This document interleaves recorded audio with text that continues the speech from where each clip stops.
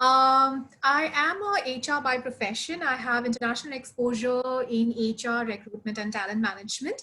I'm also currently into rebuilding people's resume and LinkedIn profiles.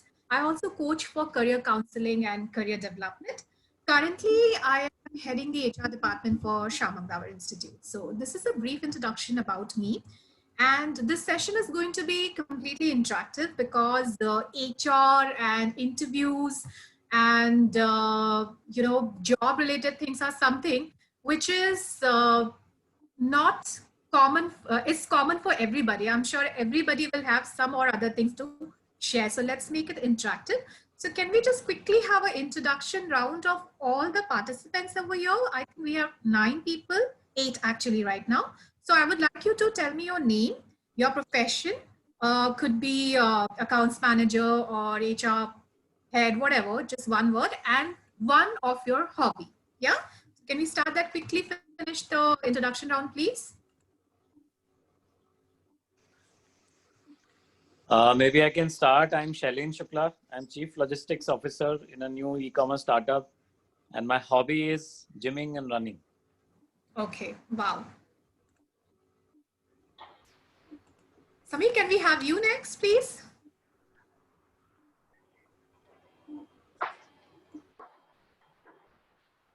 Samir?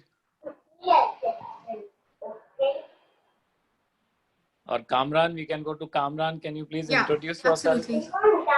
Yes, hi, my name is Kamran. I'm a supply chain manager, currently in between jobs, and looking forward to the amazing session, moonlighting my dream job. Thank you. What is your hobby? She's asking for a hobby also. Hobby, I'm not sure what would be the hobby, but yes, it would be a difficult question to ask because long time I have left all my hobbies now. Okay. So you can say yes, watching movies. Okay, fair enough. That's great, yeah. Thank you. So who do we have next? Now we have Shafiq, can we request you to give your introduction, please?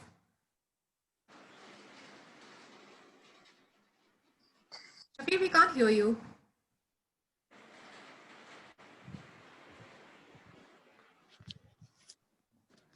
Okay, Hello, so if Shafiq. if there is a problem with the audio system, you can also write your introduction in the chat box. That's absolutely okay. And can we have Richu? Can we have you next as the introduction? Hi, my name is Richu Thomas. I am a distribution center manager for Premium Oilfield Technologies, Dubai. My hobbies, my hobbies is reading books and watching movies. So I'm a consummate geek. You may call me a geek. Okay, yeah. Perfect. So next is, Krishnamurthy, can you please introduce yourself? Yeah.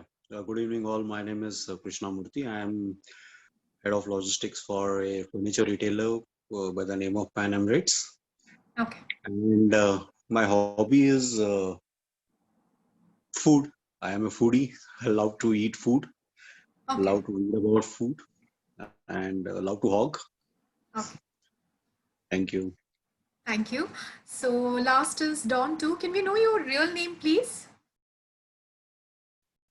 Followed by your introduction. Dawn 2, can you hear us?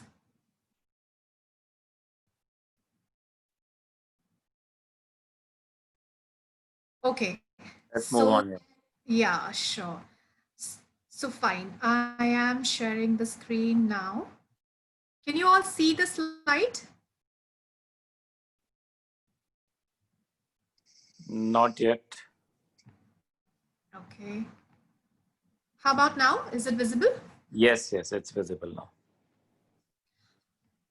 Perfect. So let's start. Through this session, I'm gonna take you through some of the major things. One is groom your resume, overview of an interview, artwork of network, and of course, there is a surprise section. To begin with, dream job with question mark. Now, how many of you actually have your dream job? You have actually designed, you're very much sure what your dream job is. You can just write in the chat box, yes, no, yes, no. And you have to be very, very honest. It's absolutely okay if you do not know what your dream job is or what does the dream job means. It's absolutely fine to be honest. If you have already made your dream job, you're actually working in your dream job, and now suddenly your dream job definition has changed, you have a new definition, that is also okay. The dream job for person to person varies. For some, the dream job could be, having a great boss who just agrees to you in everything and provides support. For somebody, the dream job could be having an amazing team. For somebody, the dream job could be that amazing salary what you're looking for. For some people like us who lives in Bombay and very, very harassed of the traffic, my dream job is having my office in a very easy location. So it's okay to have your dream job, whatever you want in your dream job. But the most important thing is you should list what your job comprises of. Now, why you should be doing it? Why is it important to list out the things and define your dream job? Why can't you just keep on doing job year after year? This is because we all want to be happy in our respective job. We all want to be career oriented. We all want a good career, a good job. No one wants to get frustrated. No one wants to change the job every now and then. So if you are not clear what exactly are you looking for in your dream job, then how are you going to apply for it? How are you going to opt for it? There are also chances that you might have experienced that dream job scenario in your past companies, but you never realized that this is what you were looking for. So please take down a notepad and a pen, of course, after the session. If you still don't know what your dream job is, list out the things. Your dream job can change as per the years of experience, as per your personal life, as per your city. It's absolutely fine, but just make a list of dream job and start applying accordingly. There are also chances when you're going for the dream job, I won't say that there are jobs where you will exactly get 100% of what you're looking in dream jobs. There could be 70% of criteria matching or 80% of criteria matching, or at times only 50% of criteria matching. Go for the interview. You can bargain, you can negotiate for rest of the 20%. I remember we were interviewing one of the candidates who was absolutely a perfect fit. The only issue was we wanted the person to do overtime, and she just made it clear that, I have 2 small babies to be taken care. I cannot sit every day after 6 o'clock. So please, ma'am, I'm just making it clear. And somehow we got to know that though she is a perfect fit, but the job required her to sit after office hours, maybe we should not be considering her. And she was also okay with it. Yeah, this doesn't fit in my requirement. So please list out what all you need in your dream job. So let me just quickly see who all have replied in the chat, and is it yes or no? Okay, none of you have replied. Guys, it's an interactive session. You have to reply yes, no, and you have to keep on talking to me. Please reply in the chat if you are already aware about the dream job. If you're not aware, yes or no. Are you with you guys? Am I audible? Yes, you are audible. Okay, perfect. So Kamran has replied yes, which is very good. So I'll request rest of you also to reply. So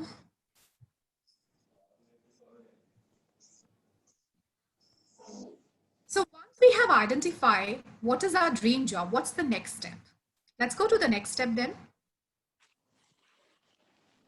Give me a moment.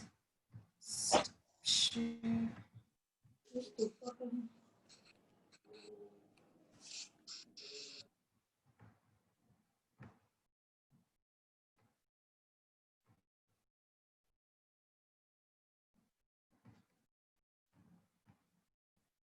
So here I have a couple of tools for achieving your dream job.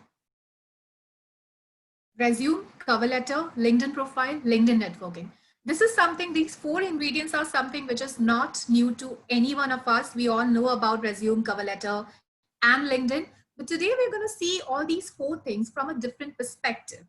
From a perspective of a recruiter and from a perspective of what is the current trend going on. Yeah? Coming to the first favorite part of mine is the cover letter. Now, cover letter is a very important thing. Even before the recruiter open your resume, they see your cover letter. If the cover letter is not that impressive, they just think that, okay, fine, I don't think the CV is going to have that much of weight. So why waste our time? let's just not shortlist this guy. So your cover letter has to be so good that it actually prompts the recruiter to open your resume. Now, how do you make your cover letter strong? Here are some points, like use the same font and style as your resume. Do not use a generic cover letter. What does this mean? So now when you are searching for a job, you will obviously apply in more than 10 places. Do not use the same cover letter. Whenever you're writing a cover letter, the first paragraph should speak your skills relevant to the job you are applying. For example, if you're applying for a supply chain manager, please write to them, why are you a good supply chain manager? Why would you fit for the position? Similarly, if you are applying for accounts role or HR role, how is it different from the others role you have applied? Mention 1 or 2 points about the companies also. When a recruiter opens the cover letter and see that you have mentioned something specific to the position, you have already contributed something related in the past to that particular position, they show interest and they want to know more. That's why they will open the CV. So please do not use a generic cover letter. Your contact information. This is the most important thing. Please mention your contact information absolutely correct. You cannot do any mistake in your phone number or in your email ID, because that's the only way a recruiter is going to contact you. So please double check before putting your contact information. State the position you're applying for. Be very, very specific for what position are you applying for. Also in the subject, when you're applying, just write the position, because to be honest with you, when a recruiter is working, they have to scan more than 100 CV in a day, and we really don't have time to open everything to read. But if you make our job easy, if you're mentioning the position in the subject itself, and then again in the cover letter, it's make my job easy. So if I have 5 positions, I'm working in 5 different positions, and suppose the planning manager is an important position. I see in the subject that Kalyani has applied for planning manager. I'll immediately open that. Make recruiter's job easy. Mention the position in the subject and the cover letter. Okay.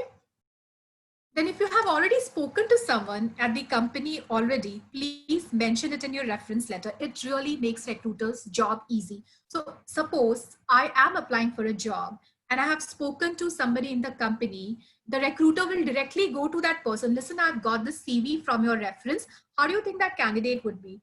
Do you think we should call the person for the interview? And when a person actually working in the company gives a good feedback about you, the recruiter not only calls you for the interview, but they already have given you extra points because you're coming with a strong recommendation.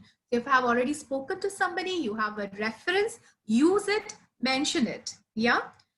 Next thing is proofread for mistakes. Guys, if a recruiter feels that you cannot make a flawless cover letter or flawless CV, then they will also believe that you cannot do a flawless job. So guys, if your CV and your cover letter is having mistakes, it gives an impression that you're not serious about your career. You're not serious about the job. And how you're going to be serious about the company and the work. So please proofread for the mistakes. Do not commit any mistakes. Then, okay. How do you make a strong cover letter? There are a lot of people who have come to me that, Kalyani, we don't know how to make a very, very strong cover letter. What should we do? So here I am giving you a list of 20 powerful words. Even if you use 4 or 5 out of them, like these words have been very, very carefully chosen, and every word has their own meaning. Now, I'm not going to explain you the relevance of all the 20 words. I'll just give you a little example. Like for example, if you're saying initiated, if you see the 7th word, which is initiated, you're writing a sentence related to initiated in your cover letter. It gives an impression to the recruiter that apart from the job description given to the person, they're trying on their own to get something new. They're trying to get something extra on the table. They're trying to do something which is not their work, and it's absolutely fine. This is the kind of person I want in the company who are taking their own initiatives. So this is one word. Second is adapted. Now, every time when you're going to a company for work, things may not work according to you. But then if you're adapting the situation, if you're following Darwin's theory and doing the adaptation and you're mentioning that in your cover letter, it could be really awesome. And the recruiters gets a feeling that, fine, even if there are problems in the company, the person is not going to be, frustrated or not going to be complaining, but he's going to adapt and help others in adapting. So instead of showing the negative side of frustration and complaint, just let's reverse it, make it positive, and show how you are adaptive. And you can put that in a sentence and put it in the cover letter. So these are a couple of things. When you actually put it in the cover letter, it gives a very positive think about you apart from the job description to recruiter, who will be then prompted to see your full resume. Yeah. So now next thing is my favorite topic, the resume. So your CV is your passport to your dream job. Now you may be the best performer in your current team. You may be the employee of the year. You may be very good in attending all the interview. You may be having the highest rate of cracking all the interview. You might be knowing all the answers. You might be having all the skill set of the job description.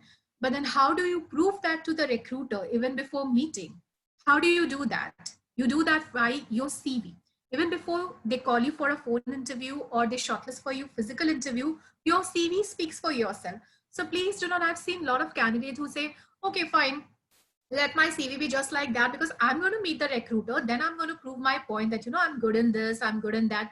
Please, it's my request, don't do that. Because if your CV is not impressive, your CV is not getting shortlisted, how are you going to get that chance of interview? So please understand your CV is your passport to your dream job. In around 50% of cases, recruiters have already shortlisted the candidate for the final round. We call candidates just to check whatever they have mentioned in the CV. Is it right or wrong? And how are they representing it? You're getting me? So, and you will also see that most of the majority of the questions during the interview are from your CV. They don't ask you anything out of the world. They ask you what you have mentioned in your CV. So of course, your CV is your passport to your dream job. Now, how you should make your CV? Number one thing is spelling and grammar. As I've already mentioned, your cover letter should be flawless. So should be your CV, precise and concise. Now, this is a very, very important point. As I've mentioned, that the recruiters in a day scan more than 100 CVs. Now, if your CV is of 3-page, 4-page, guys, we really don't have so much of time to read every line, and then we just scan it. We read vertically and we just scan it. In that scanning, most of the time, if we see there are catchy words, there are quantifiable data, there's something which you have written in 1 line and 2 line, and it really makes us attractive, we immediately shortlist you guys. So please make it precise and concise. Now the question is, I have a 15 years of work experience. How do I make it precise and concise? It's just not possible. That's what a lot of candidates says. But trust me guys, it's possible. Nobody knows better than you what you have worked, how you have worked. So obviously nobody knows better than you how you should put it. Just give it a little bit more time, sit down and understand how to summarize it and then put it in your CV. But long stories, long paragraphs and long page of CVs are big no-no. Please let's not do that. Number 3 is the action words. Now this is one of the points which will help you in summarizing your achievements and your CV. Use specific words which will be giving an idea to the recruiter that how you have performed. Next is popular skill. Now, the job market is very dynamic. The skill requirements keep on changing from time to time. You have to be very, very thorough about the popular skills. What is the latest thing going on in supply chain management? Is it the capacity planning? Is it the demand management? Is it the troubleshooting? Is it the warehouse management? What are the latest skill? What is the latest skill going on in HR? Is it the talent management? Is it the change management? Is it the performance appraisal? You have to search and become trendy about the popular skills in the market related to your profession. After you have a list of popular skills, you have to see what you have done in your past company or in your current company, which is matching with your popular skill, and highlight those things in your CV. So if I'm scanning, if I need a supply chain manager, and I open the CV and I see the person has mentioned that he has experience in demand management, he has experience in warehouse management, he has experience in vendor management, he has done optimization of resources. So tick, tick, tick, tick, tick. I'm shortlisting the guy. So popular skills is 1 word or 2 word thing, which actually makes it possible for you to get shortlisted. Next thing is the achievements. Now everybody have their respective achievements in their job. But a lot of people don't know how to write that, not only in your resume, but also in your performance appraisal. Now, there are cases when, you know, you're actually applying for increment or a promotion, and your superior just asks you, what have you done? Why do you think you deserve this promotion? And then you feel, oh my God, I've done so much.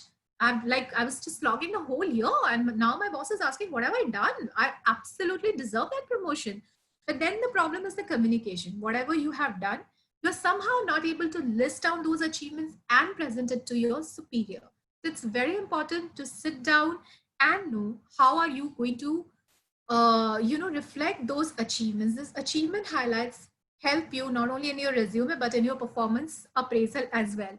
So guys, whatever work you're doing, end of every month or at end of every quarter, just see what are the extra things you have achieved, what are the achievement things, and make a list of it, because it's really, really very helpful, not only for your appraisal, not only for your resume, but for your career development also. Today, you know, you have achieved 5 things, you have 10 more things in your list. 5 years down the line, you have achieved 10 things, now only 5 more things are there. So you also need to know for your career development and for rest of the things, what are the things you have achieved, what is your achievement list.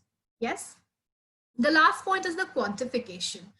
Now, when you actually interview the candidate, now no one is going to tell you in the like I'm saying, for the candidate's point of view, no candidate is going to tell the recruiter that I was a bad communicator, I did not manage my job nicely, I was very bad in planning and organizing. Because obviously when a person is going to say that, the recruiter is now going to shortlist. Similarly, if in an interview you're just going to say plainly, oh, you know, I was the best communicator in the team, my vendor management is like really amazing, you know, the optimal resource minimization what I have done is just way out of everybody's job. But then how a recruiter is going to believe that? You're just saying something which is not quantifiable. So make everything quantifiable. How do you do that? If you're saying you're very good in communication, you're a customer care agent, you're saying you're very good in communication, just mention the points that I was able to resolve 50% of complaints in a year. This resolving 50% of complaints led to 40% of customer satisfaction. This 40% of customer satisfaction led to 30% of growth in the revenue generation. Yeah, so if you quantify these data, then it becomes really easy for the recruiters to understand that this is how they have brought change in their current company. He's measuring each and every step. And if he's measuring, it means he's there for improvement. Whatever cannot be measured, it cannot be rewarded. That's why we have performance appraisal, where every year you have been given the markings where you stand. Okay. So make everything quantifiable. It makes everybody's life easy. This is something which recruiters don't tell you, but they keep looking for it. So more quantifiable data, it means more visibility and more, chances of getting shortlisted. So coming to the next slide. Okay, guys, keep calm. A surprise is coming. As I've already mentioned in the content session, I like giving reminder to myself. So it's a reminder to all of us. Don't skip the session. We have a beautiful surprise at the end of the session. So, okay, now let's go to the next slide. Now, because resume is my favorite topic, I'm going to talk a little bit more about it. The current job market is candidate driven. What does this mean? It means for every one job, we have around 1,000 candidates. And especially at this pandemic time, this has become around 10,000 candidates because the number of jobs in the markets are very less. And this is why you have to be very, very sure about each and every step of your applying for the jobs. So I'm going to share a couple of more points about how should you make that perfect CV. Number one is profile summary. Now, when you are sending your CV to someone and someone is opening the CV, the first thing they should see is the profile summary. It's basically a summarized version of all the years of your experience. What have you done in those number of years in only 5 or 6 lines? You have to, I'm sure if you have done a lot of many things, you have to just search what are the better ways, or if you want to skip few of the less important points, you just want to mention the more important point, but just make sure that profile summary should not be more than 5 or 6 lines, and it should contain all the important work done by you. You can also keep on changing the profile summary based on the job requirement you are applying for, because end of the day, the target is getting that best job for what you are applying. So make sure your profile summary should speak more and more about your past experience, current experience, and the job you're applying for. The next is personal details. Now, guys, it's actually a little heart-wrenching when in CVs, we recruiters see mother's name, father's name, wife's date of birth, kid's date of birth, kid's name. Guys, seriously, we are not interested. We are only interested in the candidate. We don't want extra information. Please do not add the personal details to such an extent. There are few details which we will need to know about you, are the date of birth and your marital status. Why marital status? Because there are kind of job where we would like unmarried people and married people, so that we can keep a balance between your work life and your personal life. It's okay to mention your personal details, but please do not overload the information. Next is the key qualities. I've already spoken about the key qualities also earlier. It's very, very important to mention your key qualities. Do not miss out on this. It just, key qualities are also something which not only gives the recruiter an idea about your skill set, but also at the ATS system, which is application tracking system. There are certain keywords. So if you have those key qualities, it exactly helps you in getting shortlisted. So in order to get passed through the ATS also, it's very much required to put the key qualities. Also, when we are searching CVs in Naukri.com and in Monster.com or other job portals, there are like millions and zillions of CV. We just put those keywords in the search option and then whatever we get. So these key qualities actually helps you in getting noticed by the application tracking system and by the recruiters. So please make sure that your CV should have those key qualities, and it should be presented in a way that is, when somebody opens your CV, it should be directly very, very eye-catching. Okay. Next thing is a professional synopsis. Now, this is something very important. What happens? So if I've worked in, say, 3 companies, A, B, C. In A, I have done certain kind of work. In B, I have done some work which is related to what I've done in A and some new kind of work. So when I'm putting experience for the B, it's a kind of repetition what I have done in A. So instead of putting your experience, your work experience company-wise, what I will advise you that just put a table like in which year, in what position you have worked for certain company, and then the professional synopsis as a whole. It will also help you like what happens. So if you have just added that, you know, you were doing capacity planning in, say, company A, but in company B, you're doing vendor management and warehousing management, but you're not doing capacity planning. Then the recruiters may ask you that, oh, you were doing at that time, now you're not in touch with this. So I'm not sure if you can do justice to this role or not. But guys, we all know that if we have done something, we have learned something, we might not forget it. And it could not be, it's not right someone to reject us on something which we have done in the past, but not in present. So present a professional synopsis, never date-wise, never company-wise, just as a whole table kind of thing, so that people know what was your past experience, what are you doing currently, and not company-wise. Next thing is the executive summary. Now, when you're working in a company for more than a year, there would be so many things you have done, so many things you have achieved, there's so many things you were rewarded for, there's so many things you were awarded for, it's kind of unfair if you don't mention that in your resume. But how are you going to put all those things? It's going to make your CV as like a small booklet, like, hello?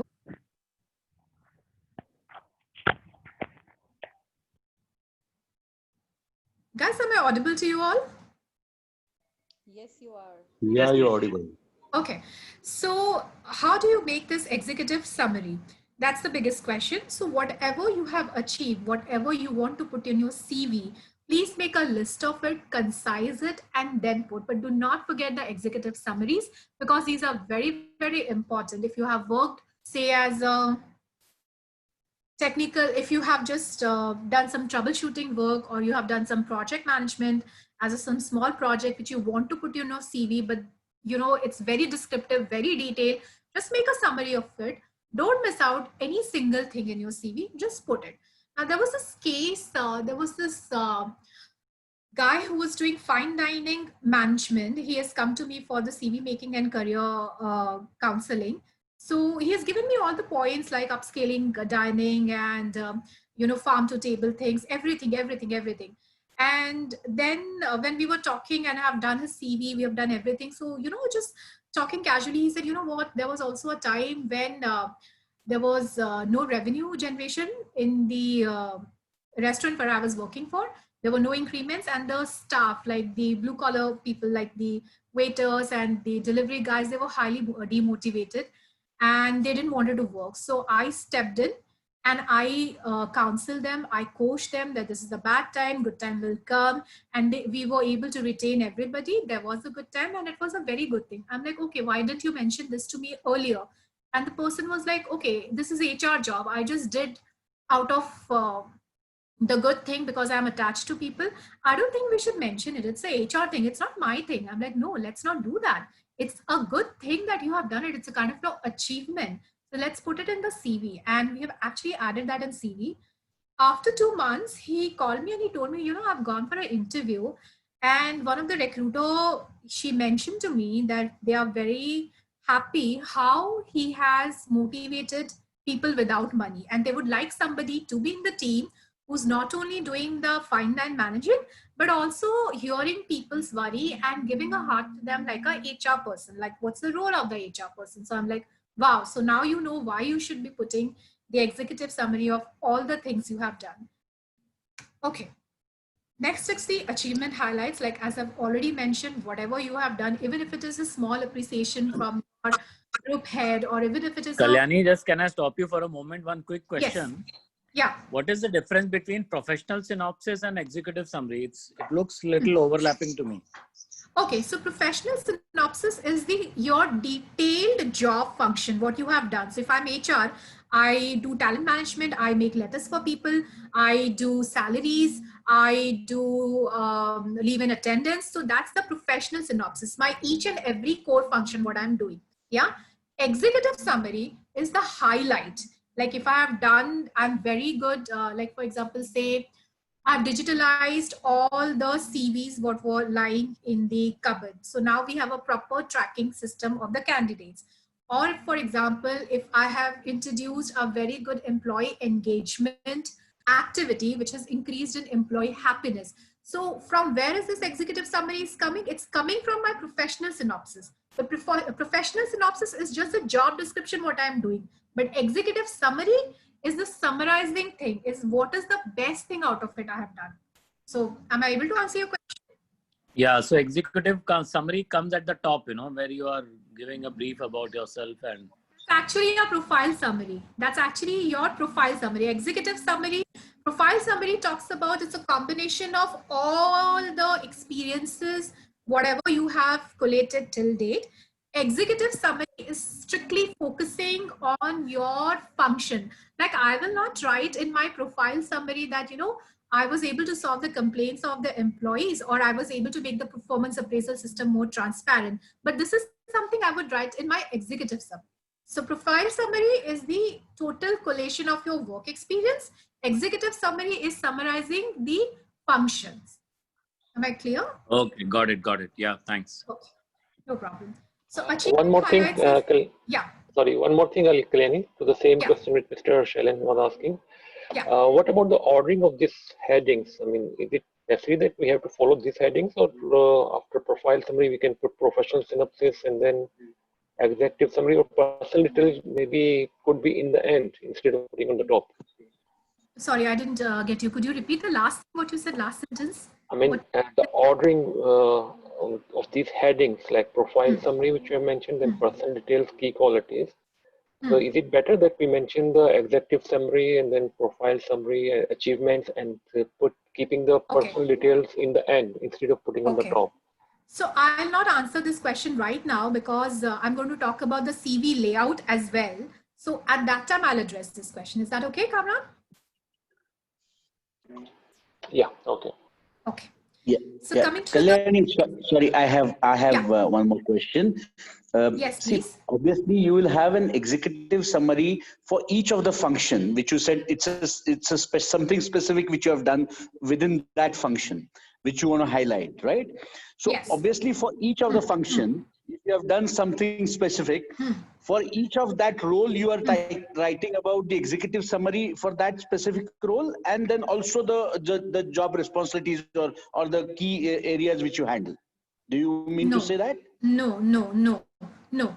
Now let's just get a little bit honest with each other. Like at least in my case, so if I have 30 responsibilities, job responsibilities could be 30 or 50 as well, depending on the kind of work and what you're counting in the job responsibility. I may not have done wonder every area. I may be very good in talent management, but I'm just kind of okay in leave management and leave in attendance. So your executive summary is something which is like related to your job, but it's the wonder area. It's that wonder area where you have done something really amazing, something out of your job description. So it might not be as equivalent to your job description. Even if your job description and executive, like if you have done wonders in all the areas, then you'll have to shortlist what you want to present in your CV and what you don't want to present in the CV. It's just like how we go to a hotel and restaurant. In the menu, everything looks lucrative, but at the end of the day, we can't eat everything, so we shortlist what is the best option for us. So just choose what are the best option. There are also times that, when I was talking about the quantifiable data, maybe in solving the employee's query, I would have succeeded. Maybe I have succeeded. I've done 50% of employees complaint resolving. But then I have done employee satisfaction level was 80% because I have done a lot of things in that area, like employee engagement, employee relation, etc., etc. So instead of showing this 50%, I would be more comfortable in showing 80%. You're getting me? So you have to Yeah. choose if you have too many executives. Also, this will keep on changing as per the job you are trying to. Now, there are certain kind of dream job, dream companies, dream position where we want to, apply for. And for that case, your profile summary, your key qualities, your executive summary, everything will change. So that's how it's going to be. Am I clear? Have I answered your question? Yeah, mostly. No, only point which I was asking was, let's say that, see, I have worked for, let's say, 28 years, just to give a, and if I have done, let's say, 8 jobs in that, each job will have its own executive summary. Is it? That's what you're saying? No. So see, when I told you about the professional synopsis, I said if you have changed 6 companies, you don't need to mention the your job responsibility as per the company wise. Okay, you have to mention the company's position and the tenure at one place and the total job description. So you're getting me, your professional synopsis of 28 years, you're not going to present it company wise, you're going to present it as a whole. Similarly, your executive summary will be also as a whole, not company wise. Okay, that's what I wanted to have a clarity. Fine, thanks. Okay. Okay. No problem. Next is the achievement highlights. Majority of my candidates, when I ask them that what have you achieved in your job, and they say, no, we have not achieved many things. We just do the whatever HR has given us the job description. And I don't think we have done anything more than that. That's it. But when I start digging into their job role, I start cross-questioning them and questioning them, because in my job role, performance appraisal is also something which I'm involved in. So I know how to ask our employees and candidates what they have done, what they have not done. Then they start telling me that, I've done this, I've done that. So there are many people who are actually confused. They think they are just following the job description given by the HR. But in reality, every one of us has done some very wonderful things in their career, in their job. All you have to do is sit down, list it out and mention, because it's just like whenever you're going to a restaurant, you will have a full, more than 100 dishes, but then you also end up asking the chef, what's your signature dish? Similarly, your achievement highlights in your CV is your signature dish. Fine, you have so many years of experience. I love your executive summary. I'm looking at your professional synopsis, but what is your achievement highlights? End of the day, every HR person, every company is just interested in knowing what are you exactly bringing into the table? What are you going to give me in terms of profit when it comes to joining the new company? So, and your achievement highlights is the answer to this question. This is something very important. You can just put a separate topic as achievement highlights in your CV and mention it. You know, you can also quantify this data. In my next slides, I'll speak more about achievement highlights. And you know, it's something, if there are 5 CVs in front of me where people have just given their regular job description and there is this one CV which is talking about achievement highlights, I'll obviously choose the later one, because the achievement highlights is something which is not only giving me a detail about the job description, but it's also speaking how the person has done a flawless job, has contributed to the company's growth, and also to the personal growth. Obviously, I would like to take someone who's very, very clear about what he needs to achieve, and he's also capable of highlighting what all he has already achieved. Yes, so please make sure that you have this separate point as achievement highlights and mention it in your resume. Okay, hobbies. This is like, guys, one of the very, very important points. No recruiter is going to tell you that they also scan the hobbies of the candidates they are calling for. Like, I remember in 2010, I've called a candidate because she has just mentioned in her resume her hobbies as email etiquettes. And that was the time a lot of people didn't even know how to write a proper email. And I was very curious, what's this email etiquette? Let's just call her. We called her for the interview actually, just on basis of this hobbies. She was actually good as well. She got selected for the position. I got a call from somebody when I was applying for job, because one of my hobbies is mystery shopping. And the person is like, what do you mean by this mystery shopping? What do you actually do? Can you come for an interview? And I was like, okay, you haven't checked my other skills. You like my hobbies. So it's fine, whatever hobbies you have. Also, the recruiters, analyze things, draw a lot of impression about you from your hobbies. So please, guys, whatever it is, and I'm sure everybody has some hobbies. Even if you like gossiping, you can mention it in a subtle way. There was this, like in my current company, in Shamak Dawar, we keep on coming with a lot of products, new services, new dance themes and all. So we were trying to get call center agents who can actually sell these services to the customers, to the new customer. And there was this girl, I also have this that person's CV. I also put on my Instagram because I was very much impressed. She's put as her hobby as social media gossip. And we were like, let's just call her. We took the interview, we shortlisted her, gave her the offer. And in 3 months, she was the one who was achieving the highest number of targets. And the call center head called me up and he was like, you know, this lady is just promoting our artwork and our services everywhere in her family, friends, her Instagram, everywhere. And that's how she's getting the business, not from calls, but from this thing. And I'm like, yeah, do you remember she has mentioned, she's the same girl who has mentioned social media gossip as a hobby. So it's okay if you are mentioning gossiping also as hobby. It has very high and fair chances of getting you shortlisted. So please mention your hobbies, but do mention. These are the days when recruiters want to know you beyond your job, beyond your role, beyond your functioning. So please mention your hobby. I'm sure every one of us have a hobby. If you don't, please sit down, please make a list. What do you enjoy doing? And please put that as a hobby. Okay? Okay, so I was talking about this. It's not employee layouts, it's the CV layouts. So these are a couple of the layouts I have. So the first one is, if you see, is it visible to everybody or is it very small? Guys, It's very small. Okay, can you at least see the major points, like where the skills are mentioned, references are mentioned, or is it like very, very small? Still very small? Okay, so then let me just give me a second. Yeah, this is better. Is this better? Okay, just give me a moment. I will just open the main picture.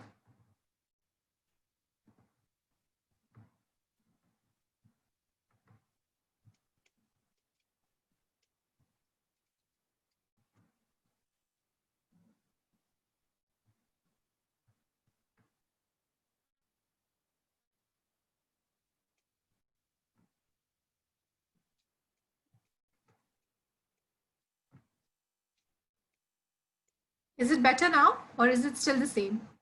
So I don't want you to read the content. I just want you to see the main headings. Like if you can see the skills, like here. No, no, skills are not visible. If you can just enlarge it a little bit, it will be better. Okay. So what I'll do, I'll just share the picture with you. Give me a moment, please.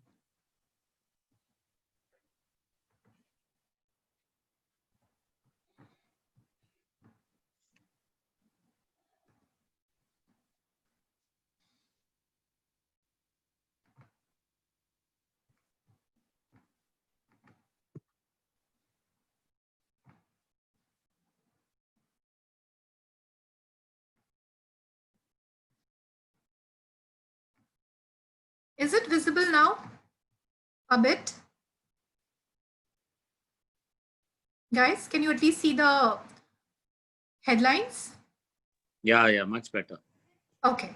So this is the layout I was talking about. So here you see the contact. Now the personal information, the contact is the part of personal information. Whenever you are writing a resume, your contact information should be very, very handy to the recruiter. So there are very few chances when a recruiter is going to read your CV completely from top to bottom. There are chances that he or she might just read 20% of your CV, liked you very much, and just want to give you a call or just want to send you an email. So your contact information should be very much visible and handy, which is a part of personal information. That's how it should be on the top. Coming to the skills part. Now, if you see the layout of the CV, here there is a professional summary. There are the experiences about the company, your education, and your skill set. So you're in one page, the candidate has given a lot of information. They've written about the skill set, the technical thing, the references. So you're in one word. You can mention your skill set, which becomes really, really important. Now let me share the next CV with you. Okay.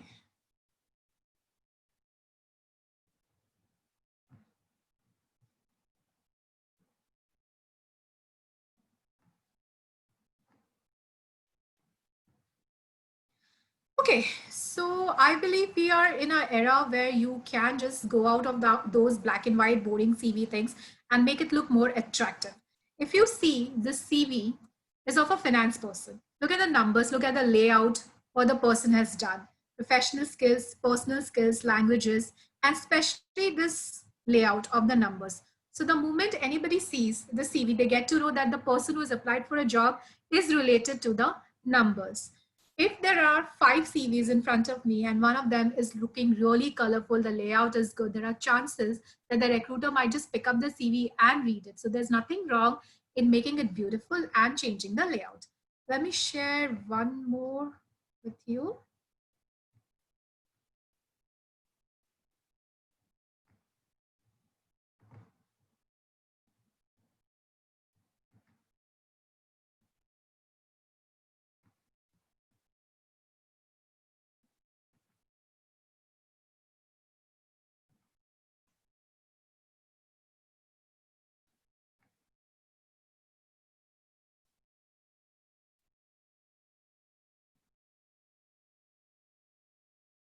Okay, so if you see this particular screen, this CV is of a graphic designer. Just see the beautiful layout the person has done in a very subtle way.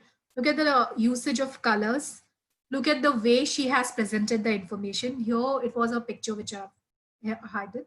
So in a very concise way, she has written about her professional skills, about her expertise, and also given me a hint that I would be a very good graphic designer because I can design a good CV as well.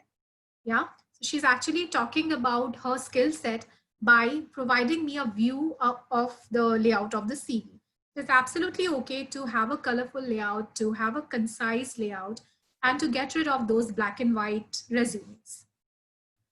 Okay, now coming back to the presentation.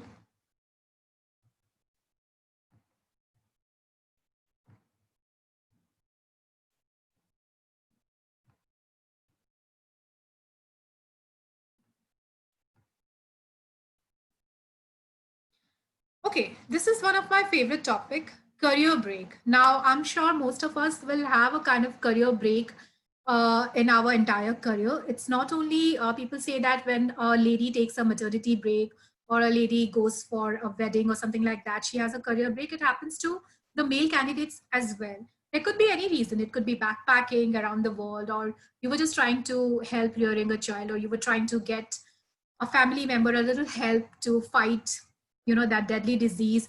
Or it could be simply that you were bored of everything, you were bored of the monotonous job, you were bored of the daily traveling and all, and you just decided to take a break. It's absolutely fine. A lot of candidates come to me and ask me, ma'am, I had this career break for a year or two, how am I going to put that in my CV? Also, there are candidates who have told me that when we are going for interview, the recruiters are telling us that you are just matching the skill set we require, but then you had this career break, your learning was stagnant for this period, so I don't think you suit for this for this position, so I'm sorry, we have to reject you. That's not the case. All you have to do is, if you had a career break, present it wisely in your CV. Whatever the reason was for taking a break has added to your learning in some or other thing, in some or other way. It might not be a learning related directly to your profession, or it might not have added directly to your professional skill, but it could be any learning, a learning related to your lifestyle, a learning related to a family member, a learning related to a new education course, a learning related to a new hobby. It's absolutely fine to mention in your resume. And when you're talking to a recruiter, tell them that you should, the reason why I took a career break, because I wanted to do something extra from my professional skills. So tomorrow, if there is a new problem which is not related to my existing professional skill, but related to this new thing, I would be able to tackle it. So it's absolutely okay to mention your career break. Please do not be shy about mentioning it and about talking it to the recruiter. Yeah. Okay, so the next thing is searching for work on LinkedIn, quick tips and tricks. Now, LinkedIn is a platform where you not only connect for the job search, but also for learning new things related to your jobs and for exploring the other new things, and also for sharing whatever knowledge you have. So guys, I'm sure you all will have a LinkedIn profile. So just go back to your LinkedIn thing and just see whatever you have mentioned in your summary, where there is this section about you, is like completely defining what you are as a person. And LinkedIn is also a channel, a platform where you can talk about yourself apart from your professional life. You can write like, professionally you are a HR person, but I also like to write a blog. I also like to learn makeup things. I also like to do grooming sessions. So you can mention about all these things. LinkedIn is actually a very, very wide platform. Make use of it. And let's just see what are the tips and tricks. A catchy headline. So these days, there are so many LinkedIn professional. If you have a catchy headline, it actually makes people very easy to connect with you. Now, I came across somebody who has written something like, I don't remember exactly the headline, but something like, I always agree with my wife. That was a headline, and I'm not kidding. That was really the headline. I'm like, okay, let's just go to the profile, and I added it, and he was posting really funny things and all, a catchy headline. Write about your passion. Like, your passion is something very, very different from your professional life. So whatever you are passionate about, be it your community service, be it starting a new course, or be it a YouTube channel, just write about your passion, because LinkedIn will also help you in getting connected with various groups, which is exactly my next point, also linked with various groups. There are various kind of groups, and the kind of discussion people do and the kind of topics people have in LinkedIn, it's like really, really good. So make use of it and get connected. Profile branding. Now you are a brand in yourself, just like how companies promote product, companies promote their services. Similarly, you have to promote yourself in LinkedIn as the brand. So just see what are those things which can help you in profile branding of yourself, and use that for LinkedIn.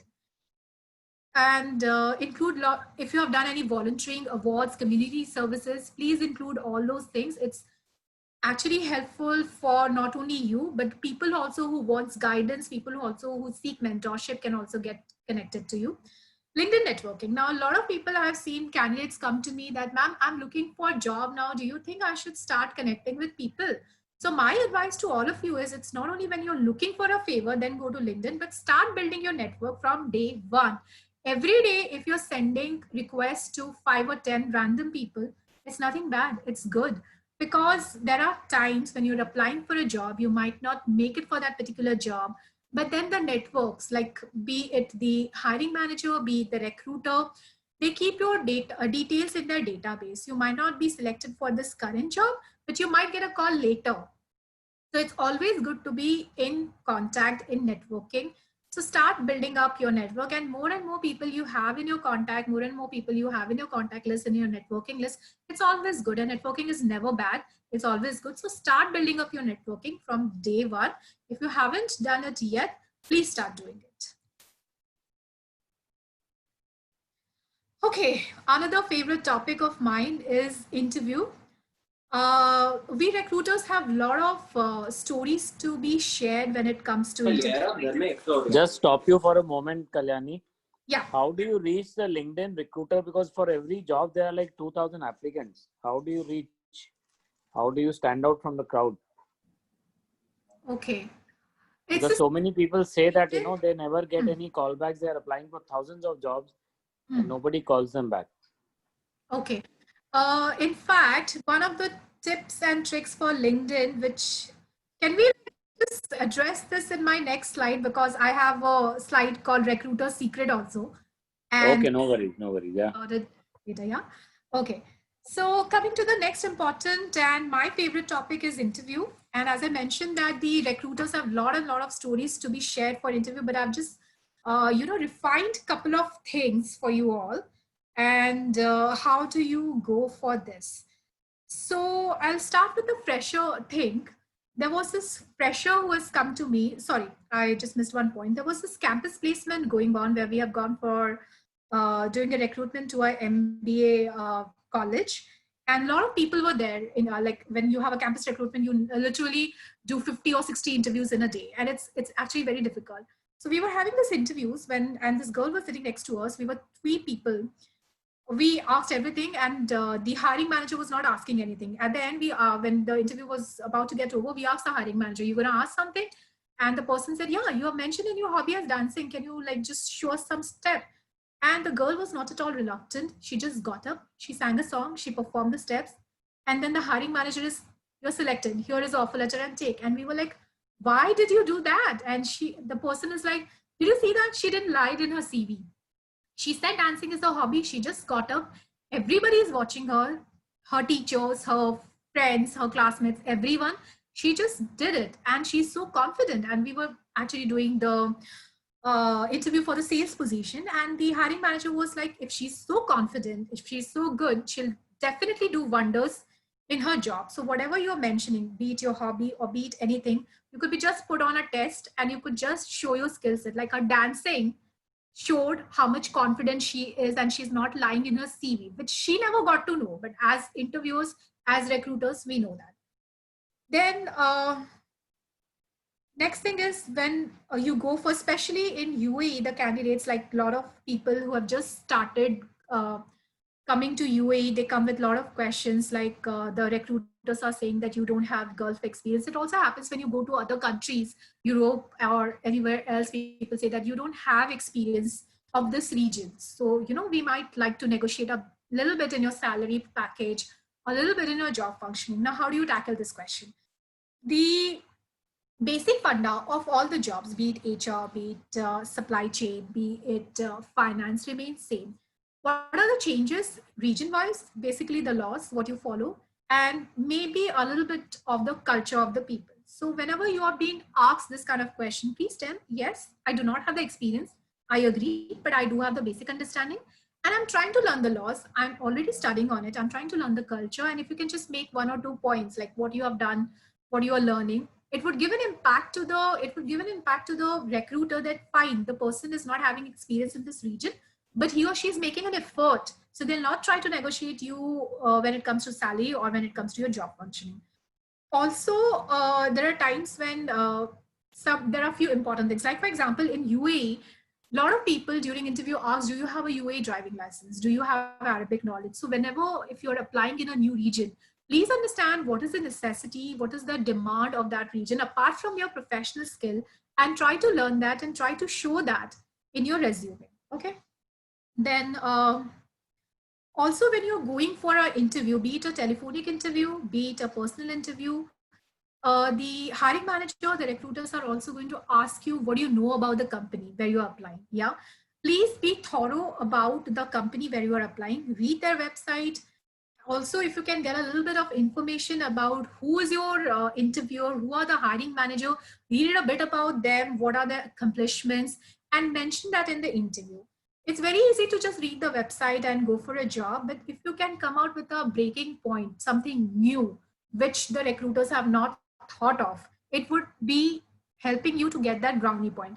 Like for example, just before the this pandemic COVID thing, I was interviewing somebody for our operations, and then I was just asking the person, what do you know about Shamak Dawar company? Everybody knows Shamak Dawar is an international global icon, dancer, everything.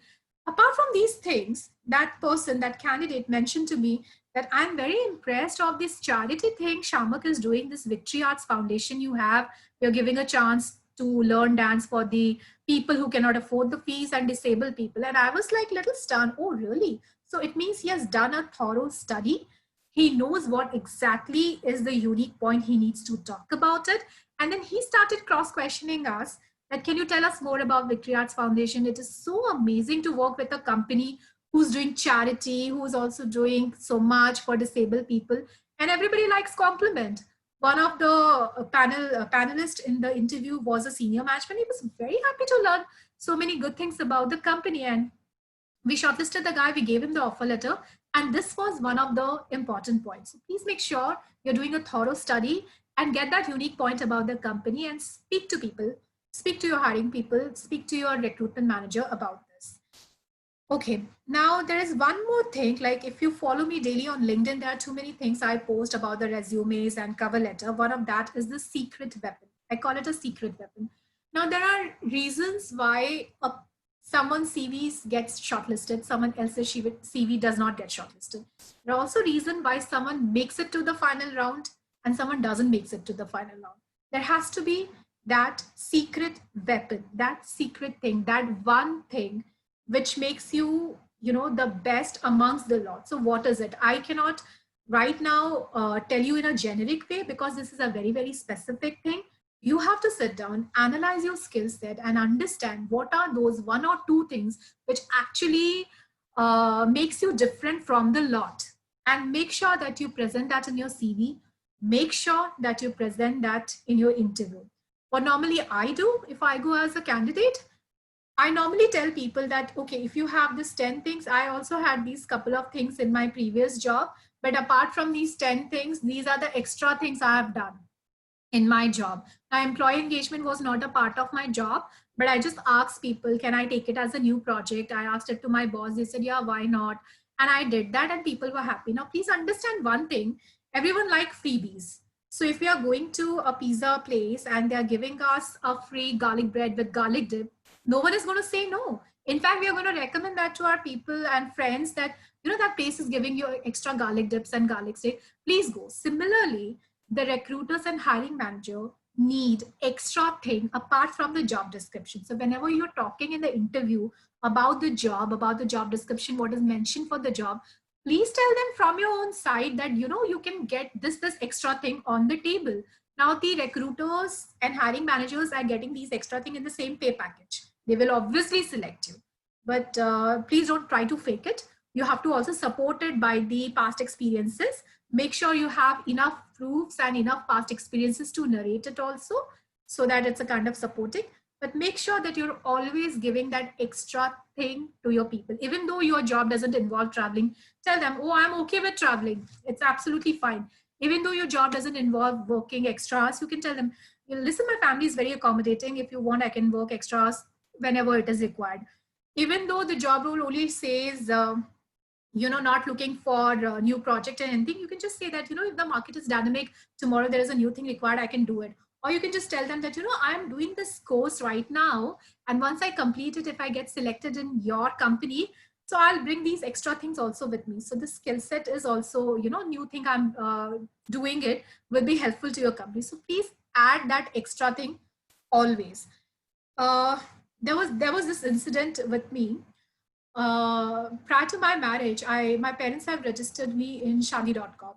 And I once received this chat where this guy wrote to me, I'm interested.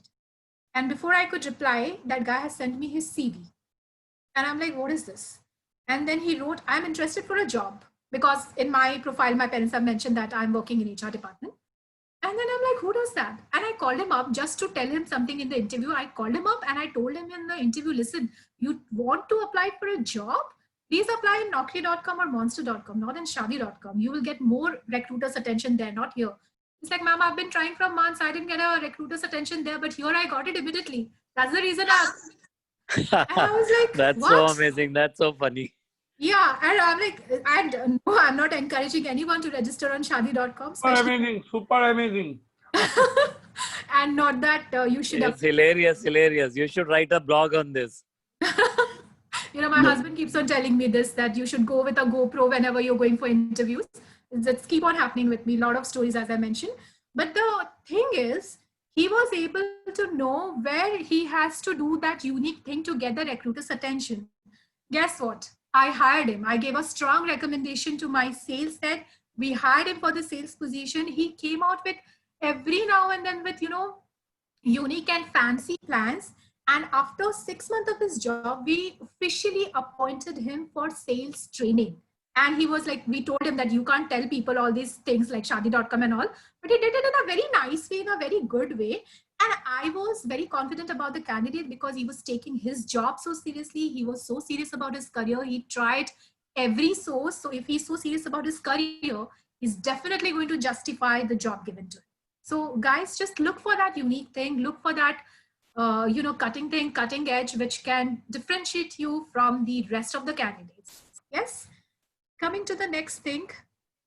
Okay, now everyone, hates recruiter and hates the HR people. Oh, you have rejected me. This HR girl doesn't know anything, not good for anything. How could they reject me? I'm the best in the Lord. How could they do this to me? Guys, I just want to tell you, it's equally sad for us when we are rejecting good candidates. There are times when for one position, we have shortlisted more than one candidates because the skill set was really amazing. But because we have budget constraint and we have only one position open, we can't give more than one offer letter. However, saying that, we always keep that good candidate in mind. We keep that in a database, and there are chances, there are too many times it has happened that either we forward those CVs in our HR groups. We all are in different HR groups. So we forward with a high recommendation. Listen, I have interviewed this guy. He's too good. If you would like to consider for your company, or we keep that in our database where we give them a call in future. So please be very, very sure when someone is rejecting you, do not feel bad. Still create that best impression. Things might not work for you just at that moment, but it can do wonders for you in near future. So it's actually heartbreaking when we are rejecting a candidate. One more secret, what I was talking about, recruiter secret in LinkedIn. We had this question. So basically, LinkedIn again gives you a chance when you are, trying to apply for the jobs. There's this section when you're trying to add a person where you can give a personalized message. So if you are sure about one particular job where you want to apply, write a 4 or 5 line message to the recruiter, personalizing it. Maybe if that person or the hiring manager, especially apart from HR department, if you're applying anywhere else, apart from HR people, like if you're applying in supply chain or accounts or marketing, apply to that company's HOD. So if you're, for example, say applying in NFPC, which is National Food Product Company, who makes Lacnor and other products in UAE. So, and you're applying in marketing, forward a CV to HR and forward a CV to the marketing department. Now, in regular basis, HR people keep on getting a lot of CVs, 100, 200, 300. But marketing people don't get those many CVs. Operation people don't get those many CVs. And if the marketing head liked you, it might happen that they go to the recruiter themselves and say, listen, I've got this CV. I like the person. Could you call them for the interview?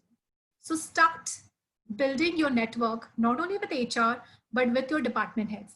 Even if they don't like your CV but they later see you writing a article or sharing or posting a comment and they think that you might be valuable to them, they can add you. LinkedIn is not only about job searching, but searching job by building your network. So start doing it. And when you're applying for jobs in Naukri and other job portals, you might not have access to the head of the departments of your function, which you have in LinkedIn. So why not make a use of it? Please start going to your department heads, like which company you are applying, and start sending them personal message. There are many times candidates have told me that those people have actually contacted them and have called them for the interview. There are also times when those people have actually gone and fought with HR, we want this person to be called, not through HR, just call them, we like this guy. So this is how you make use of LinkedIn platform. Have I answered this question? I actually don't remember who asked me this, but have I answered this?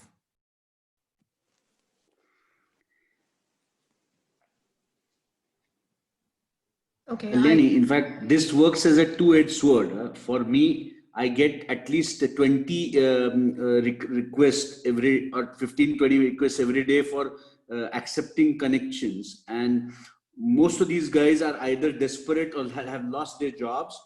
So it has become, as an head of the department of the business head, it has become a burden, me replying back to them saying that, sorry, we do not have any vacancies, but if we have so, we'll let you know.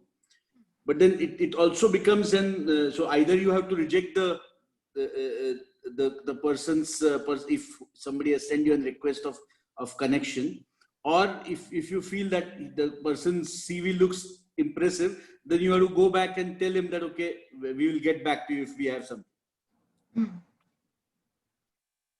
So, like you're just sharing the feeling with us, right? There are no questions. Yeah, right? so, no questions. So I was just saying that it also works as two-edged sword.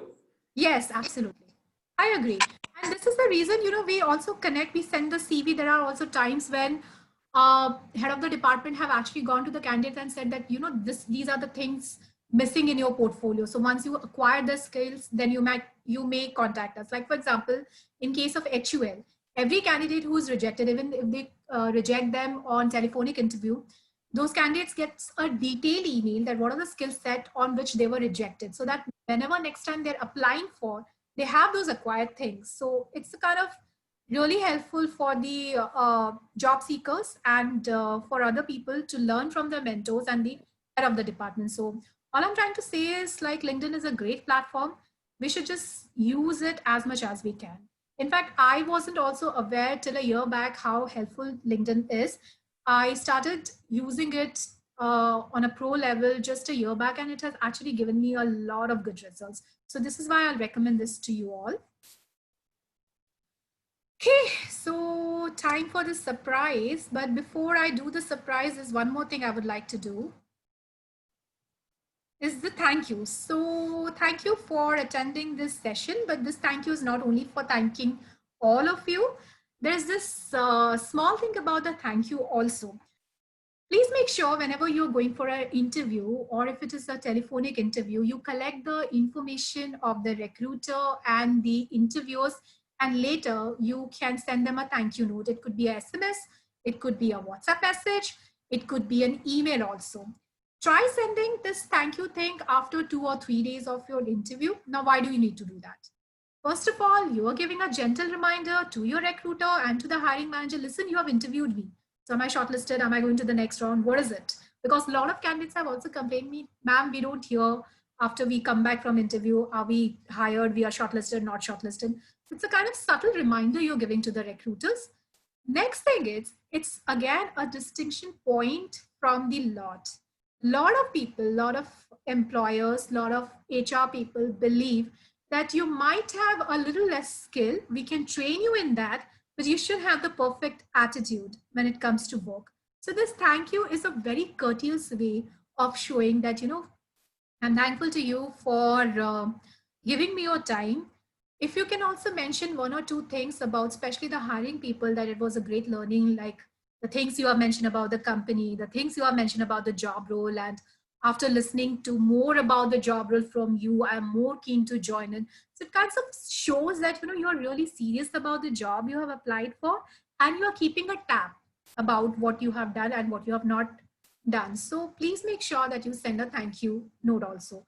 I'll come to the surprise section later, but now, any question, anything you all want to ask me, please.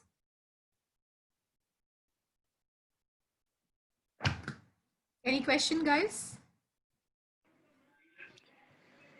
I think I asked one question, you know, how to stand out, how to get noticed.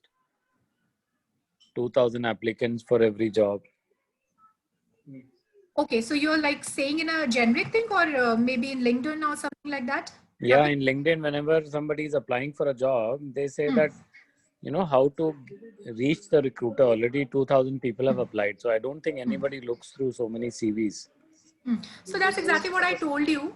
Like when you are sending a message separately to the department head also. So that's one thing.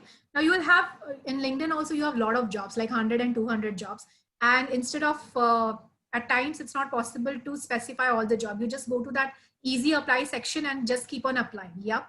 But then if you are really, really serious about some particular job, you want to make it, send a message to the head of the department. It will differentiate you. Similarly, you can also send a message to the recruiter, you know, thank you for posting this job on LinkedIn, and I have these set of skills. So always, rather than going with the general mass for applying, if you make it little specific, if you send a tailor-made message, if you apply to the head of the department also, it can make you stand out of the crowd.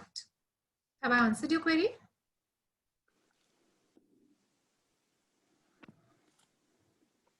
Yeah, it does. Okay. Yeah, I have one more question. I also see that as Shailen said, if you have say 2,000 applicants, how a recruiter like you, if you are a recruiter, how are you going to choose the candidate? So you must be using some search words or specific specific things which will help you. So how somebody should put that in their LinkedIn profile that gets picked up? So basically, all the profiles what you send either on their website, emails, or LinkedIn goes to the application tracking system. And this is exactly why I mentioned about the key qualities. Key qualities have those specific words also in your entire CV. Like you remember in when I was showing you that particular slide of cover letter, there were a couple of you know, organized initiatives. So these are the keywords which application tracking system picks up and shortlists. If your recruiter is using ATS, not all the recruiter uses it. If at all they are using, like for example, 1,000 applicants, this is how they differentiate. Because you also see there that there are some this is exactly why I said that it's very important for you to check every now and then that what are the 20 qualities as per the requirements, as per the current requirements rather. Now, when I started my career at that time, HR operation was all we were talking HR. There were not too many companies who were into employee satisfaction, employee relation. People used to laugh about it when we used to talk about, you know, work-life balance and all.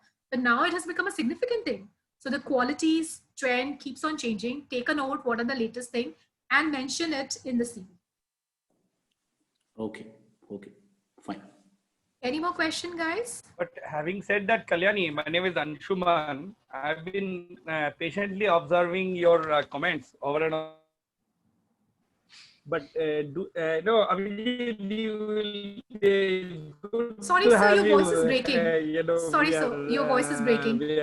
I think we are on after a long time. Sorry, sir, your voice is breaking. Am I audible? Yes, sir. Hello.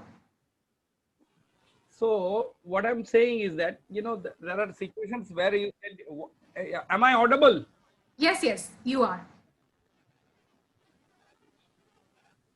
Sorry, sir, you're not audible. Sir, do you want to write your query in the chat box? That would be great.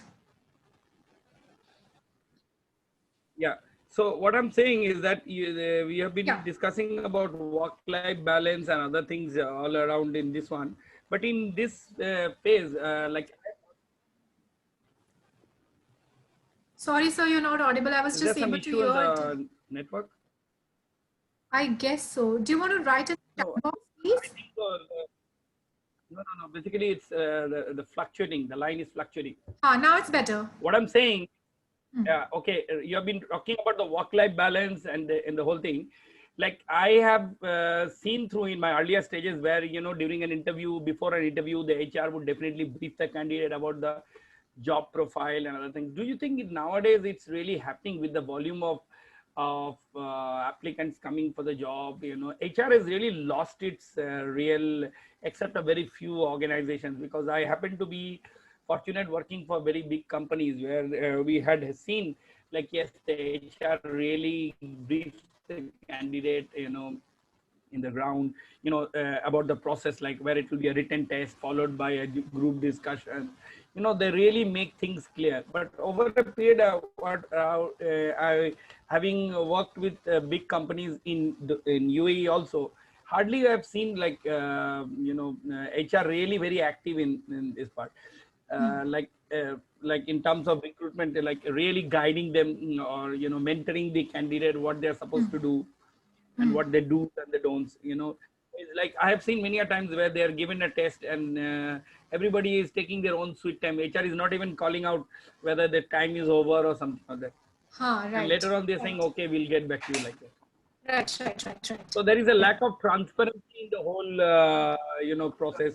Like even they are not defining like whether they're going to be a second round. What is the interview process? Very few, like I've been into the interviewing process also. You know, it is always important to communicate the right information to the candidate. Otherwise, you know, organizations lose their credibility. Like as Abhijit has said, you know, it nowadays we senior people, we are getting a lot of requests coming in over LinkedIn and others. People expect that you know, these subject matter experts would be the best one to be approached for a job. So in this context, do you have any you know, anything to say how, you know, the HR can guide the candidates, you know, or make your you know, requirement very clear and specific, so that the applicants don't need to contact the departmental heads for any clarification? Things should be made very clear, transparent with the HR, because the whole objective is the HR should be the main focal point for all things. Okay, the subject matter people would only be involved in just getting some few questions things. But in fact, I have seen also coming to the questions which you have been raising. Yes, I have been highly objecting some of the questions raised by my fellow interviewers. And even there have been situations where I had to walk out of the room, being an interviewed and also being an interviewer. There was a situation. Would you like to share one such incident, please? It was a very senior level interview that I was happening. It was happening with a big group in India. It's an FMCG group. That time I'd been working for Dabur. You know, this guy, I don't want to name him, but in case if I meet him somewhere, definitely, I don't think he will have a good opportunity. This guy is asking me, you have to share the name of the supplier. I said, sorry, sir. I think you are asking a wrong question to the wrong candidate. I simply walked out of the room and I said, thank you for giving me the opportunity. And I went back to the HR and said, you guys should really know what is ethics and how to question before you ask a senior candidate for the interview.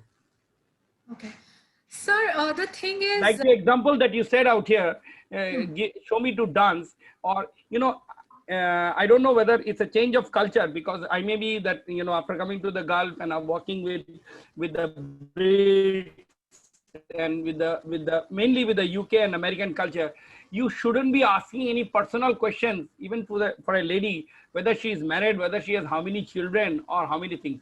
It does matters in UAE, but honestly speaking, this is something which the modern world, you know, gone are the days of 1980s, 90s, 2000, 2010. Now we are in 2020. You know, recruiters should refrain from asking the candidate anything which is embarrassing. I don't know how far you support this, but honestly speaking, you know, this should be one of the things. The thing is, it goes two-way around. Just the way you said that, you know, the recruiter should give a valid reason in a descriptive way why the candidate is not selected. Similarly, there are times when you shouldn't ask any irrelevant question to baffle the candidate. Okay, coming to the irrelevant question. Like the same thing. No, so what happens? I know a lot of ladies take it as an offense when they are asked, "Oh, are you married? You're not married. When you're planning Yeah, to marry?" absolutely, absolutely. Had it been, yeah, when you're planning to marry or Yeah, exactly. all this, So that has let got me nothing to do with explain. the So job, there are times when the female candidates, married candidates, are asked, "Do you have a kid? You don't have a kid. Are you planning to have a kid?" Now I'll tell you, it can go two way around. It could be, for some people, it could be embarrassing, but Yes. also understand a recruiter and a hiring manager We are in the the 21st or detail of 22nd all the jobs. century. We are into the 21st century where No, human sir, let values. me complete. Sir, let me Yeah. complete, please. We also need to understand that a recruiter and a hiring manager is not going to put all the job details in the advertisement. There are a couple of things which they just take a note and they don't disclose it to you. So if I am asking somebody if they have a kid, it means maybe I am looking for that candidate to do that overtiming. I will not like to recruit somebody with a kid because tomorrow I cannot promise that lady a work-life balance because I already know that project is going to be very, very demanding. I may not just go and tell the candidate because she's not yet our employee. I can't trust her with many things, but I'll personally take a note. Being a woman myself, I would not like the kids sitting back at home to compromise on their lifestyle because their mom is busy. So there are reasons if people are asking, but then obviously there are subtle way of asking. It's not like you just ask for Yeah. a reason. Not only that, When I went to UAE in when you are 2013, asking, please then remove that word equal opportunity employer and all this work-life balance. Don't say this. Don't say this. If no, you are, some people have a valid reason advertising behind it. that Some you have recruiters an have a valid equal reason opportunity. behind it. No, I understand where there is a valid reason, but when you are advertising yourself that you are an equal opportunity employer without any discrimination of caste, creed, sex, religion, and you are also saying that we are a company that has a work-life balance, it defeats your, your corporate agenda with that of the question. Okay, I appreciate your So, feelings, sir, but I just think we are see, moving away from the topic. So it's not, maybe, what we are saying is that there is lack of alignment with the corporate agenda and the person who is interviewing. So okay, these, but that would vary, sir. That would exactly vary from company to company and recruiter to recruiter. It's just the way I there think are I think four. let's move on. We have made our point, Kalyani. I think Anshuman is a very senior guy and he is talking from his experience. It's more of an experience sharing rather than a Okay, question answer session. I think there's a very okay. good question which has been asked. If you see the chat, Mr. Ishwar is asking that, what are the specific tricks for new or Tricks fresh for new talent, fresh how talents. to Okay, how to get I'm recruited. actually glad you asked me. Again, the freshers are the one who are very much confused what kind of job they should apply for, and they don't have professional, experience to show in the data. But you just have to play around whatever information you have. Like for example, I was assisting one of the fresher whose dad was in central government job, and she has changed the state in every 2 or 3 years, brought up in Pan India. So when she was going for interview, she was telling the recruiter that, I've lived in so many cities, I've lived in so many different culture that I'm adaptable to every situation. You put me in anything, you give me any kind of job, put me in any timeline, I'll be doing wonders because this is what I've been doing from ages, from my childhood. She got selected. Then there was this girl who was good. She was brought up in one city, and her skill, like her hobbies, one of her hobbies was baking. And she used to do like variety of things. Everyone can bake a cake in their home, but she used to make it in a very healthy and different way, like making wheat cakes, like imagining wheat cake won't have any taste or anything, but she used to just do wonders in that. And she was able to explain how she brings out that different thing, that unique things from the generalized thing. Like cake are always tasty, but are kind of unhealthy things. But those unhealthy things she has converted into a healthy way. So she just said this to the interviewers in the interview. It's my habit to look for things, how I can turn the negative things into a positive things. And I've been doing it since my ages, and my baking thing, my patisserie thing is the best proof for it. So, for the freshers, they need to understand how they can just play around their upbringing, their college life, their hobbies, their volunteer work, and then talk about that in the interview. Also, if they are doing some professional course, apart from their educational course, if they can add a little bit of professional courses to their CV, it helps them a lot in getting differentiated from a lot, because then we understand as a recruiter that apart from the regular school and college studies, they want to take their profession seriously. That's why they have learned all these professional things. So these are few things the freshers can do. So these are the unique things they have to do. Like a lot of freshers just go to you, like I've done my school, my colleges, and this is what is in my resume. So the way to stand out is to display that unique thing, like how I talk about adaptability, how I spoke about that unique thing. So again, for a fresher also, you have to find out the unique thing from your upbringing, from your hobbies, from your volunteer activities, and of course the professional courses. That is one way out you can stand out from the crowd. Like I would definitely, if there are 3 graduates in front of me and the one of the graduate has done some extra course in MS Office or some other professional course, I would definitely go for somebody who has done these extra things. Okay. So Ishwar, have I answered your question? Thank you. Okay. So I think he's asked an additional question and with that. What is it? Have I missed it? I think what is the additional question? Sorry, I think I've How missed. do they stand out from the crowd? How do they? So this is how they stand out from the crowd, that professional course or that unique thing which makes them, you know, not general but very specific. Basically the professional courses helps them a lot. There are too many professional courses, and these days you get to do free of cost also. Like there are sites like Udemy and in LinkedIn also. So start doing those courses and start mentioning that in your CV, and of course LinkedIn. So if you are, for example, if you want to get a job in NFPC and you are in marketing, if you start seeing what are the posts the marketing head is doing, if you're liking it, if you're commenting it, you're somehow going to their you're catching their eyesight, and they might just consider you. And if you go for an interview, if you're sending their CV, they will remember, oh, this is the same guy who's been commenting on my articles, he's been liking my post. So these are the ways how you stand out of the crowd and you get easily visualized by the people. So Ishwar, have I answered your question? Yeah, I mean, just to guide the new talents, because there's a high competition and, Yes. they're not getting the right opportunities. And I think even the recruitment cycle, it takes long time, I think on an average, if a person to get selected or something, the processing time itself takes almost 3 to 6 months.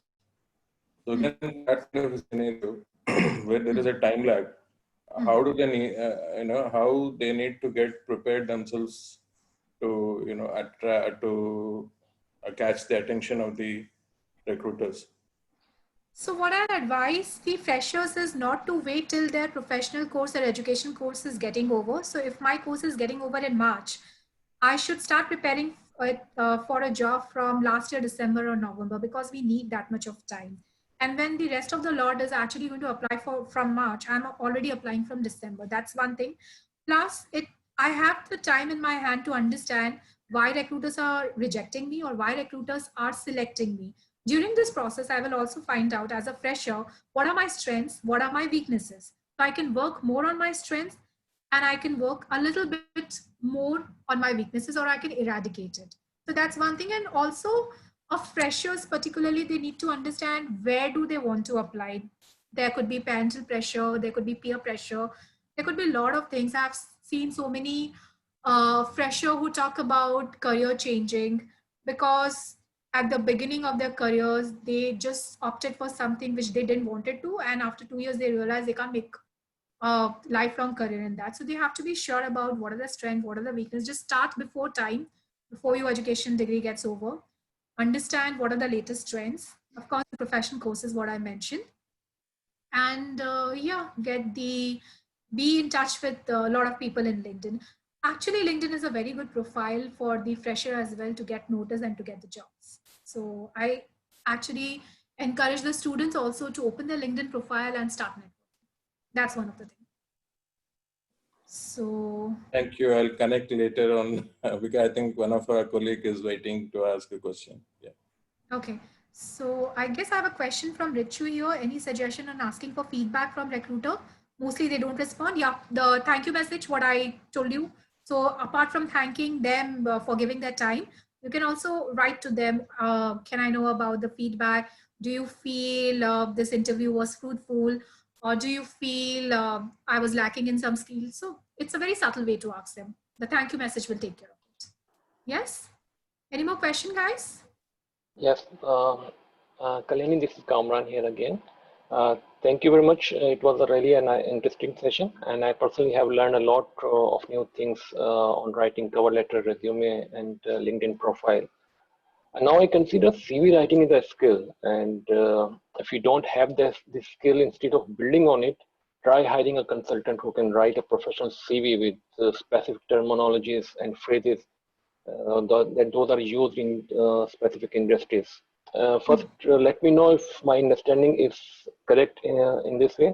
And the second part of my question, on the other side, there are multiple hurdles in moon landing my dream job. The number one would be the ATF, which you have already explained. But other than that, it would be the language, my ethnicity, a specific industry experience, and personally the age. That would be a big hurdle at this time. So how do you recommend to come across these hurdles then? Okay, a very relevant question, Kamran. Thank you for asking this. I personally believe hurdle is something which is only in your mind, not in your career, not in your CV. I have 11 years of experience and I've worked in 6 different companies, nationally also, internationally also. I started my career with service industry, then I moved to manufacturing. Then I moved again to service industry, then again to manufacturing. Then I've worked with entertainment, then I've worked with education as well. So my husband always used to ask me, it's a kind of job hopper. Do you think you're going to make it to the senior position? Ever you're going to be, appointed as a head because you have been changing your job so frequently? And I told him, yeah, but I'm not doing it as per my choice. It's like the circumstances. So whenever I've gone for an interview, my current job at Chamak Davar, it's a global company. I am appointed as a HR head. In fact, my previous job also, where I was working in an education company, that was HR head, I was heading the HR department. On all my interviews, I was able to justify why I was changing my job in every now and then, and they bought it because the reasons were not fake. They were very, very relevant. Just the way I told you about the career break. So please take out all this from your mind, that ethnicity or the career breaks or any kind of hurdle. Just sit down and list out your strengths. Everybody has strengths. Just do a SWOT analysis of your profile. What are your strengths? What are your weaknesses? What are your opportunities? What are your threats? And then sky is the limit. You're going to make it. When I joined my husband after marriage in 2013 in UAE, I remember going for this interview, and the standards of interview in India and in UAE is way too different. I don't want to name this company. This was a very big manufacturing company. And I saw like 7 and 8 people were sitting in the reception. They all were groomed up very well, like in good peep toes, a lot of makeup and jackets and all. And here I was in salwar kameez. And I called up my husband. I'm like, can you come and please pick me up? They all are looking so amazing. They're going to make it. I think I'm going to just, the worst performer. I just want to leave. And my husband is just appear in the interview and then I'll come and pick you up. I was the last candidate. And after my session, there were these 3 interviewers who told me, we were pretty tired of taking the interviews. We have taken 15 interviews. Everyone was useless and you are good. And we are very happy. We want you to call for the interview. I had this hurdle in my mind that, my grooming standards are not as per the others. And I had created that fear. But I forgot in that fear that my skill set, my years of experience is much more than the other candidates. And just because my husband said that just go for interview, I went for the interview. Otherwise, I was just planning to walk out of that room and not appear. So all those hurdles are just in your mind. Everything is possible. It's just that you need to sit down and please understand there are a lot of mentors. There are a lot of career consultants. You can approach a lot of people to, do a scan or analysis for you, will tell you what is wrong or right. I believe the best person, if you ask me, are either your parents who know you from your childhood or your spouse who knows your weaknesses and strength.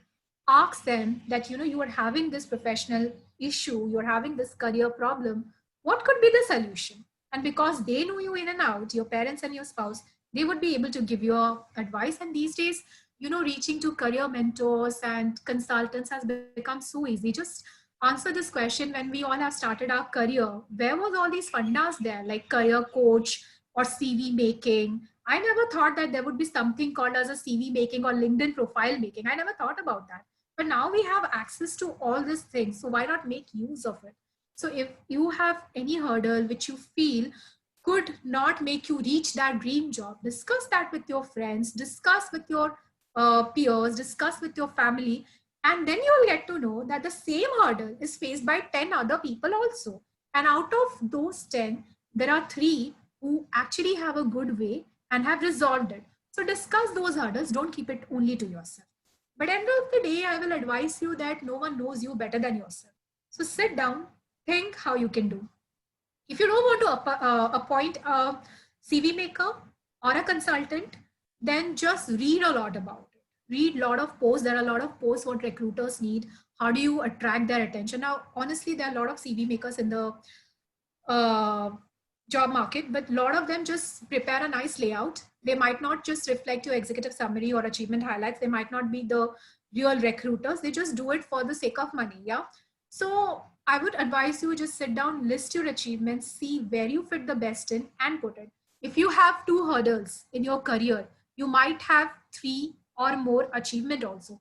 So highlight those things. Have I answered your query, Kamran? Yes, Okay. Kalyani. Thank you very much. Okay, thank you. Any more questions, guys? Is it possible to get a sample CV with professional synopsis, executive summary, profile summary?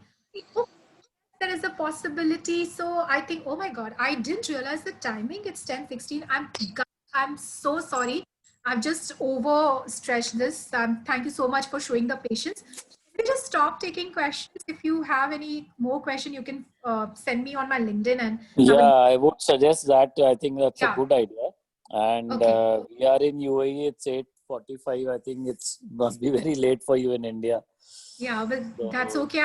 It's such a learning for me as well. I've got so much No, insight. it was a wonderful session, and we really appreciate, really so many new things and new discussion, and Abhijit and Anshuman, everybody presented their Yes. points.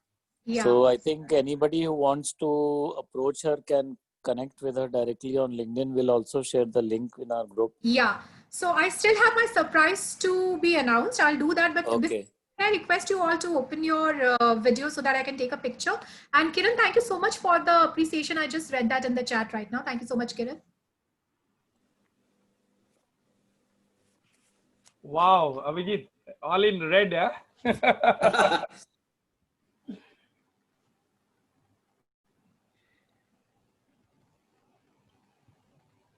So Shafiq, may we request you to switch on the video, please?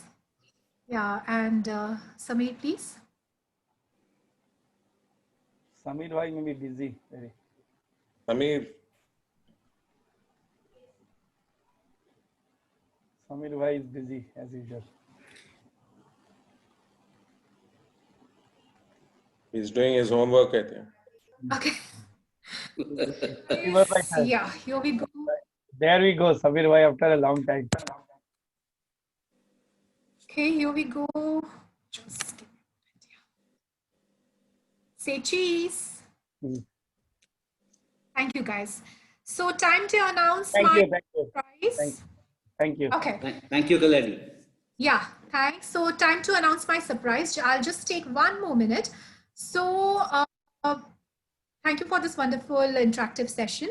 Now I'm going to put my LinkedIn profile in the chat box, which is this. And the surprise is the first person who adds me into their LinkedIn profile and send me a message, I want a consulting free, I'm going to give you a free consulting on your CV. And the second person who, first person who sends me a message after adding me into their LinkedIn that I want a free CV makeover, I'm going to do a free CV makeover for you. So time starts now. Thank you guys so much for your time. Looking forward to get in connection with you. Happy job searching and may you get your dream job soon. Thanks, guys. Bye. Thank you so much. Really appreciate your time and. Thank you, Shailin sir, for giving me this chance. I'm Yeah. really It was thankful very to good. It you. was very good. Excellent. Thank you. Thank you, Excellent sir. session. Kept us enthralled all over the program. Thank you. Thank you. Thank you so much. Good luck. Good luck. May Thank you. Thank you, Thank Kalyani. Bye bye. It was- All the May best. God you, give you an guys. opportunity to touch more lives and do Okay. something for the society. Yes. Thank you so much, everyone. Thanks. Thank Good. you. Bye bye. Bye.